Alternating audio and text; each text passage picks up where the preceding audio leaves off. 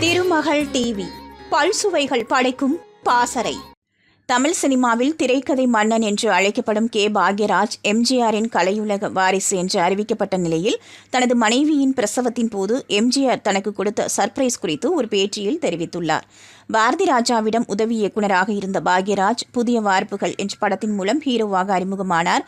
அதனைத் தொடர்ந்து சுவரில்லாத சித்திரங்கள், மௌன கீதங்கள், என்று போய் நாளை வா, ஒரு கை ஓசை, தூரல் நின்னு போச்சு போன்ற பல படங்களை இயக்கி ஹீரோவாக நடித்து வெற்றி கண்டார். குறிப்பாக பெண் ரசிகைகளுக்கு பிடித்தமான நாயகனாக வலம் வந்த பாக்யராஜ் பல வெற்றி படங்களை கொடுத்து முன்னணி ஹீரோவாக இடம் பிடித்தார். அதேபோல எம்ஜிஆர் நடித்து பாதையில் நின்று போன அண்ணா நீ என் தெய்வம் என்ற படத்தை கையில் எடுத்துக்கொண்டு தனியாக திரைக்கதை அமைத்து அவசர போலீஸ் 100 என்ற பெயரில் வெளியிட்டு வெற்றி கண்டார். இந்த படம் மற்ற மொழிகளிலும் ரீமேக் செய்யப்பட்டது. எம்ஜிஆர் பாக்யராஜ் இடையே நெருக்கமான உறவு இருந்தபோது எனது கலையுலக வாரிசு பாக்யராஜ் தான் என்று எம்ஜிஆர் அறிவித்தார். இதற்கு காரணம் என்ன என்பது குறித்து பாக்யராஜ் ஒரு பேட்டியில் கூறியிருந்தார். சினிமாவில் நான் செய்ய பல வருடங்கள் எடுத்துக்கொண்ட செயல்களை இந்த பையன் ஆரம்பித்த சில வருடங்களில் செய்திருக்கிறான்.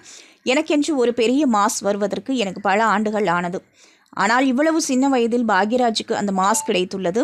இதனால் தான் அவரை எனது கலையுலக வாரிசு என்று அறிவித்தேன் என்று எம்ஜிஆர் ஒரு பொதுக்கூட்டத்தில் தெளிவுபடுத்தியதாக பாக்யராஜ் கூறியிருக்கிறார். இதனிடையே ஒரு முறை தேர்தல் பிரச்சாரத்திற்காக பாக்யராஜ் அருப்புக்கோட்டை சென்றுள்ளார். ஆனால் பாதி வழி செல்லும் போதே மனைவி பூர்ணிமா பிரசவத்திற்காக ஹாஸ்பிட்டலில் அட்மிட் ஆகியிருக்கிறார் என்று சொன்னார்கள். தேர்தலுக்கு 2 நாட்கள் மட்டும்தான் இருந்தது. அதனால் பாதி தூரம் சென்று விட்டதால் நான் திரும்பி சென்றாலும் அங்கு குழந்தை பிறந்துவிடும் என்பதால் பிரச்சாரத்திற்கே கிளம்பிவிட்டேன். எனது மாமியாரை கையெழுத்து போட சொன்னேன். ஆபரேஷன் முடிந்து குழந்தை பிறந்துவிட்டது. அதன் பிறகு எம்ஜிஆரை சந்தித்து ஸ்வீட் கொடுத்தேன். மற்றவங்க எல்லாம் என்ன தலைவருக்கு சுகர் இருக்கு, எதுக்கு ஸ்வீட் என்று கேட்க, எம்ஜிஆர் என்ன விஷயம் என்று கேட்க, வரும்போது தான் ஃபோன் வந்தது, குழந்தை பிறந்திருக்கிறது என்று கூறியுள்ளார். இதை கேட்ட எம்ஜிஆர் முகம் மாறி நீ அங்கே போகலையா என்று கேட்டுள்ளார். தேர்தலுக்கு 2 நாள் தான் இருக்கிறது, அதனால் இங்கு வந்தேன் என்று சொல்ல, இல்லை விமானம் இருக்குது, அதில் போயிட்டு நாளைக்கு வா, அப்புறம் பிரச்சாரம் வச்சுக்கலாம் என்று கூறியுள்ளார். பரவாயில்லை, நல்லா தான் இருக்காங்க, ஃபோன் வந்துடுச்சு என்று பாக்யராஜ் சொல்ல பிரச்சாரம் தொடங்கியுள்ளது.